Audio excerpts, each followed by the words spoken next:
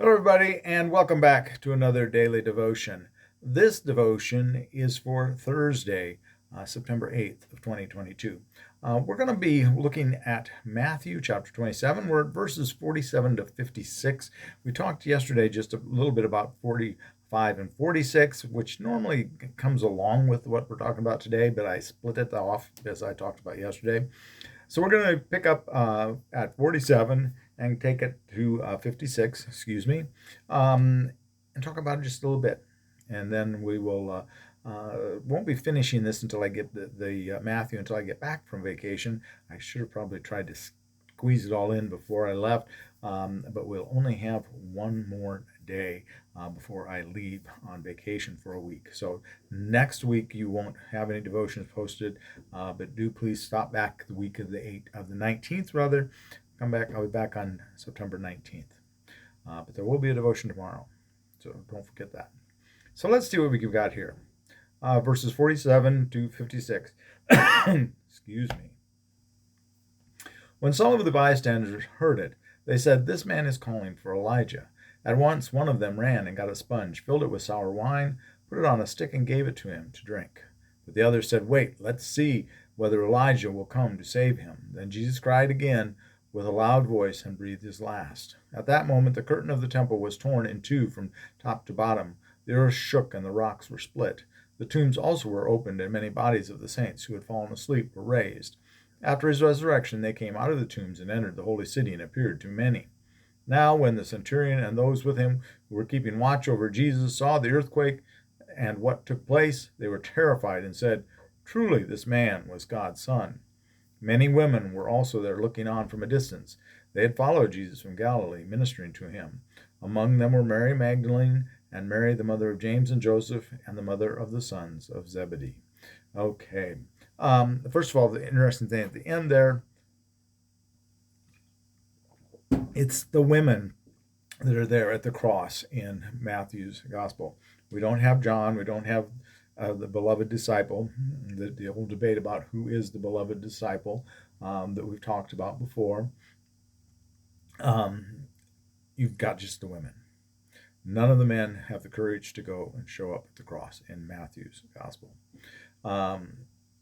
Here we have just the women.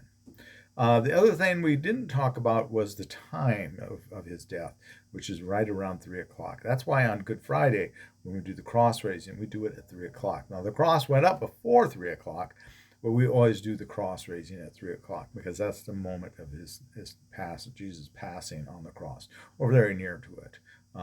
It says in verse 46, which we looked at yesterday, and about 3 o'clock, Jesus cried out, my God, why have you forsaken me?" And that, again, is the fulfillment of the 22nd Psalm. So here we have him crying out to Elijah. They give him this wine, and then they stand back and wait and see what happens. We're still in that mode of, let's see what happens. Is God going to do something or not? And of course he does, but he doesn't do it at the time and place that they think, which is, of course, many times the way that it works. We can even be doing prayers for something, and our prayers will be answered, but they're not usually answered, or often not are answered in the way that we think. God always comes up with something different than what we think. I shouldn't say always, but he often comes up with something different than we think. Here we have the curtain at the temple being torn from top to bottom. The curtain in the temple was divided the rest of the temple from the Holy of Holies, and the imagery that we get from that, the metaphor we get from this, the temple being torn from the top to the bottom, is that God's the one tearing the curtain, and with Jesus' sacrifice on the cross, that which has separated God and the individuals beyond the high priest who could go into the Holy of Holies once a year, that has been removed. That barrier has been removed by God because it tore from the top down. So that's the symbolism of the metaphor of this occurrence of the temple curtain being torn. And we have the earthquakes. The earth shakes is God grieving? Could be.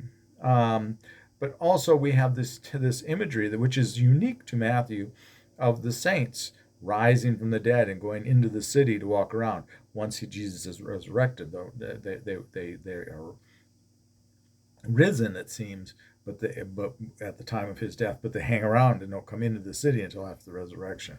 Um, that takes place in the cemetery right outside of Jerusalem. This is the the Mount Olivet, near the Garden of Gethsemane. This is what's going on Mount Olivet. Um, and so these are the tombs as you're going down into the Jerusalem. Jesus would have passed by them. Remember we talked about back when he was making the triumphant entry. Those are those same tombs that he went in, because the Jews believed that the resurrection would start there, and thus this is fulfilling that prophecy as well, that the resurrection has started there, and may or may not continue there once the general resurrection starts. But this is kind of like a prequel to it, a little bit of a sneak peek, I guess, if you want to put it that way, to what's going on. But here now, one of the most interesting things is that it's a centurion and those that are watching him that are the ones that are saying, "Oh my gosh, he truly was God's son." And they are the ones that now suddenly are seeing this.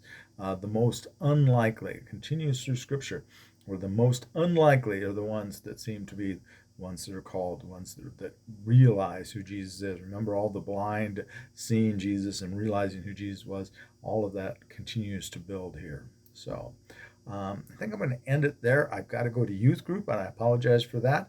We'll pick up with the burial of Jesus at verse 57 tomorrow, and we'll probably will end the chapter as my thought, and we will leave chapter 28, which is a very short chapter, for the first couple days back. That'll probably be the 19th and the 20th of September. So with that, don't forget, I won't be here next Monday, the 12th through this 16th. Will be the days I'll be on vacation, as there will normally be devotions, so don't panic. I'm just off to South Dakota and to Wisconsin, having cheese and visiting with family. All right? God bless you all, and please, please, please be a blessing to someone today. And if you enjoy these devotions, please like and subscribe. We'd love to have you back. All right? Bye-bye, and God bless.